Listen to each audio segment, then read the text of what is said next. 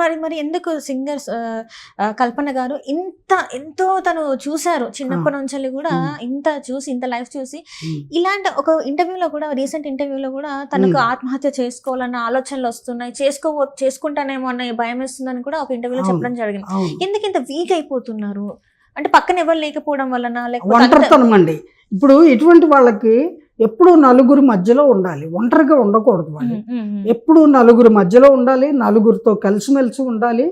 ఎప్పుడు కూడా ఆ నలుగురి వల్ల వీళ్ళకి ఇలాంటి థాట్స్ వచ్చినప్పుడు they can come out from that thought అన్నమాట. దే విల్ సేవ్, అక్కడి నుంచి వాళ్ళు రక్షింపబడతారు. లేకపోతే అన్యాయంగా దానిలోకి దూకినట్టు, ఊబిలో దూకినట్టే, అది కరెక్ట్ కాదు. ఫర్ ఎగ్జాంపుల్ కల్పన రాఘవేంద్ర అమ్మాయి గురించి ప్రపంచంలో చాలామంది కళాకారుల గురించి తెలిసిన వాళ్ళు, యాజ్ ఎ సింగర్గా అమ్మాయిని అడ్మైర్ చేసే లక్షలాది శ్రోతలు అందరికీ తెలుసు, కొత్తగా మనం చెప్పక్కర్లేదు. ఆవిడ ప్రపంచ దేశాల్లో, అనేక దేశాల్లో ప్రదర్శనలు ఇచ్చారు, చక్కగా పాటలు పాడారు. తన 3వ ఏట నుంచి 30 సినిమాల్లో బాలనటిగా నటించారు. ఆ తర్వాత 3000కు పైగా సినిమా పాటలు పాడారు, అనేక ప్రైవేట్ ఆల్బమ్స్ పాడారు. అంతేకాదు కర్ణాటక సంగీతంలోనే కాకుండా హిందుస్థానీ సంగీతంలో కూడా అనేక మెళకువలు నేర్చుకున్నటువంటి గొప్ప సింగర్ అండి ఆవిడ. అనేక మంది పెద్ద పెద్ద సింగర్స్ సినిమా ఇండస్ట్రీలోనే కాదు, బాహ్య ప్రపంచంలో కూడా పెద్ద సంగీత విద్వాంసులు అనేక మంది ఆశీస్సులు పొందినటువంటి మంచి సింగర్ అమ్మాయి కల్పన.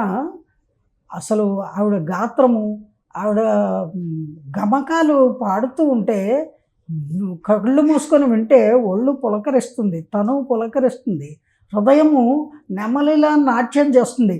మ్యూజిక్ అంటే అస్సలు ఇష్టం లేని వాళ్ళకు కూడా ఆవిడ పాటలు విన్న తర్వాత పాటలని వినాలి అనేటువంటి ఆసక్తి కలుగుతుంది. అంత అత్యద్భుతంగా పాడగలిగేటువంటి ఒక సింగరు. మన అదృష్టం కొద్దీ తెలుగు సినిమా పాటలు, తమిళ సినిమా పాటలు ఎక్కువగా పాడుతూ అనేక కార్యక్రమాల్లో జడ్జిగా కూడా వస్తూ ఉంటారు ఆవిడ. అటువంటి వ్యక్తి ఆవిడ జీవితంలో భగవంతుడు లిఖించిన విధంగా 2 సార్లు వివాహము, 3 పిల్లలు, సంతానము ఉన్నారు ఆవిడకి. అది జరిగింది. ఏదో విధివశాత్తు జరగాల్సినవన్నీ జరిగిపోతూ ఉంటాయి. వాటి గురించి నిన్న గోంగూర పచ్చడేసుకు అన్నం తిన్నా, మొన్న చేపల పులుసుతో అన్నం తిన్నా అంటే అది నిన్న మొన్న అది తినాలని ఉంది, తిన్నాము. ఇవాళ పెరుగన్నమే తింటున్నాను, అయ్యో మొన్నట్లా చేపల పులుసు తినలేదు, గోంగూర పచ్చడి తినలేదు అంటే అది నిన్న మొన్న రాసి పెట్టుంది, తిన్నాం. ఇవాళ ఇది దొరికింది, ఇది తింటున్నాం. అదే తలుచుకుంటే ఎట్లాగా? అది నిన్న అయిపోయింది. నిన్న మనది కాదు కాదు నేడే నిజం, నేడే నిజం అని ఓ పాట రాశారు మహానుభావుడు రచయిత. అలాగా నిన్న అనేది గతము, నేడు అనేది నిజము, వర్తమానము నిజము, రేపు అనేది ఫ్యూచరు. ఆ ఫ్యూచరు మనకి ఉంది అనే ఆశతోటి ఈ వర్తమానాన్ని ఎలా ఉన్నా కూడా ధైర్యంగా ముందుకి తీసుకువెడుతూ ఉండాలి. మనం వర్తమానంలో ముందుకే నడవాలి, అక్కడ ఆగిపోకూడదు. ఇంతటితో ఎండ్ కార్డు వేసుకోవడానికి ట్రై చేయకూడదు, మహానేరము అది. అలాగే జీవితంలో ఏదైనా కష్ట సుఖాలు వచ్చినా, మానసికంగా కానీ, ఆర్థికంగా కానీ, శారీరకంగా కానీ ఎవరైనా కల్పన గారిని ఇబ్బంది పెట్టి ఉంటే, ఆవిడ అనేక కష్టాలు అనుభవించారు అని వినికిడి. ఇప్పటికి కూడా ఆమె అనేక కష్టాలని ఫేస్ చేస్తోంది అని విన్నాను నేను. అయినప్పటికీ కూడా భగవంతుడిచ్చిన సంగీతము అనేటువంటి వరం ఉందే, అది అందరికీ అవ్వదు. ఇప్పుడు నాకు సంగీతం వినడం అంటే చాలా ఇష్టం, 2 చెవులు కోసుకోమంటే కోసుకుంటా, కానీ ఒక్క ముక్కరు పాడడం రాదు. అందరికి వస్తుందండి? రాదు. మరి అలాంటి ఇష్టమున్న నాలాంటి వాళ్ళు కోటాను కోట్ల మంది విని ఆనందిస్తారు. అంతమంది వినడానికి చక్కటి మధురమైన సంగీతాన్ని పాడేటువంటి గాన గంధర్వులు వీళ్ళందరూ. పూర్వజన్మలో గంధర్వులు, ఇప్పుడు గాయకులుగా, కళాకారులుగా పుట్టారు భూమి మీద. అటువంటి వాళ్ళు భగవంతుడిచ్చిన ఆయుష్ ఉన్నంత వరకు జీవించి వాళ్ళ జీవితాన్ని కళకి అంకితం చేసుకోవాలి. కళని వాళ్ళల్లో ఒక ఎనర్జీ కింద పెట్టుకొని దాంతో ఆ ఎనర్జీతో ముందుకు సాగాలి. అంతేగాని ఈ చిన్న చిత్తగా ప్రాబ్లమ్స్ వాటి గురించి ఆలోచిస్తూ ఈ రకమైన అటెంప్టులు చేయడం అనేది ఎంత మాత్రము కరెక్ట్ కాదు. She need good counselling and she need good friends అండి. ఆవిడకి సరైన ఆత్మీయులు లేరు, ఇఫ్ ఐ ఆమ్ రైట్. ఇప్పుడు జీవితంలో కష్టాన్ని సుఖాన్ని ప్రతిఫలాపేక్ష లేకుండా పంచుకునేటువంటి వాళ్ళు ఎవరు? కన్న తల్లి, ఎవరికైనా తొలి మిత్రురాలు. ఆ తల్లి తండ్రి లేనప్పుడు ఆడపిల్లకి కట్టుకున్న భర్తే ఫ్రెండ్ అయినా, తల్లి అయినా, తండ్రి అయినా, అటువంటి భర్త సానుకూలంగా లేకపోతే మరో పెళ్లి చేసుకోవాల్సి వచ్చింది ఆయనకి, డైవర్స్ ఇచ్చి. ఏమండి, ఆ మరో భర్త ఎటువంటి వాడో ఆవిడకి తెలుసు, ఎలాంటి బాధలు పెడుతున్నాడో మనకు తెలియదు.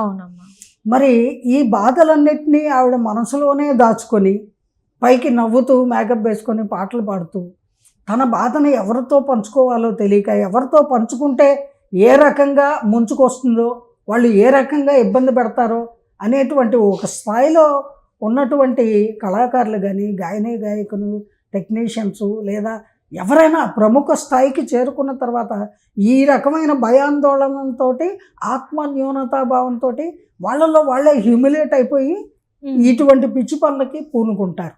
అంచేత వాళ్ళు చేయవలసింది ఏంటంటే, మీరు దైవారాధనలో చక్కగా దైవాన్ని స్మరించండి. భగవంతుడు మీకు ఇచ్చినటువంటి ఆ కళనే మీరు ఒక ఎనర్జీగా, పాజిటివ్ ఎనర్జీగా తీసుకొని జీవితాన్ని ముందుకు తీసుకెళ్ళండి. అంతేగాని మధ్యలోనే ఎండ్ చేసుకోవాలనేది వ్యర్థ ప్రయత్నము. అటువంటి ప్రయత్నాలు చేసి మీరు సాధించేది ఏమీ లేదు. మాలాగా ఎంతోమంది అభిమానులకి బాధను మిగిలించిన వారు అవుతారు. అలాగే మీరు కన్న బిడ్డలకు, మీ బంధుమిత్రులకి, అందరికీ కూడా దుఃఖాన్ని మిగిల్చి మీరు సాధించేది ఏముంది?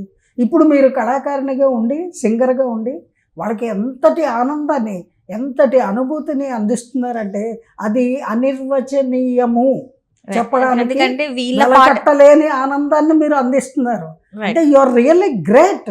చాలా మంది బాధల్ని ఈ కల్పన గారి పాటలతోని పోగొట్టిన ఇది ఉంది. పాటతో చాలా బాధని వీళ్ళు మర్చిపోయేలాగా చేసి ఈమె గొంతుతో ఈ రోజు ఈమె లేకుండా వెళ్ళిపోదాం అని చెప్పేసి ఒక డెసిషన్ తీసుకున్నారు. దేవుడు ఒప్పుకోడు, అందుకే ఏదో ఒక రూపంలో బతికించాడు కదా. తల్లి, ఇంకెప్పుడు ఇటువంటి ప్రయత్నాలు చేయకండి. మీరు చాలా ధైర్యంగా ఉండాలి. మీరు ఎంతోమందికి ఆదర్శంగా ఉండాలి. ఎంతోమందికి మీరు మంచిని తెలియచెప్పాలి. మీలాంటి సెలబ్రిటీ హోదాని సాధించిన వాళ్ళు ఆత్మహత్యలు చేసుకునే వాళ్ళకి అది తప్పు అని చెప్పాలి. అప్పుడు అనేక మంది ఇటువంటి దుస్థితి నుంచి, ఇటువంటి దుర్మార్గపు ఆలోచన నుంచి బయటపడి సవ్యంగా జీవనాన్ని కొనసాగిస్తారు. అది మీరు చేయాల్సిన పని. భగవంతుడు మీకు నిండు నూరేళ్ళు ఆయురారోగ్యాలు ఇచ్చి కాపాడాడు. దాన్ని నిలబెట్టుకోండి. ఇంకా మరెన్నో పాటలు పాడుతూ అందరికీ ఆనందాన్ని కలిగించండి.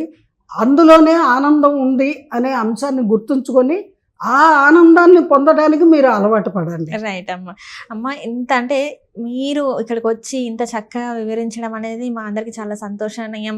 అంటే చాలా మంది ఇంటర్వ్యూ చూసిన తర్వాత ఎవరైతే ఇలాంటి ఆలోచనలు ఉన్నారో వాళ్ళు పక్కా ఆ ఆలోచనని విరమించుకొని మళ్ళీ ఒక అడుగు ముందుకేసి వాళ్ళ లైఫ్ని స్టార్ట్ చేస్తారని మనస్ఫూర్తిగా నమ్ముతున్నాను. థ్యాంక్ యూ సో మచ్ అమ్మ. జై గురుదేవ.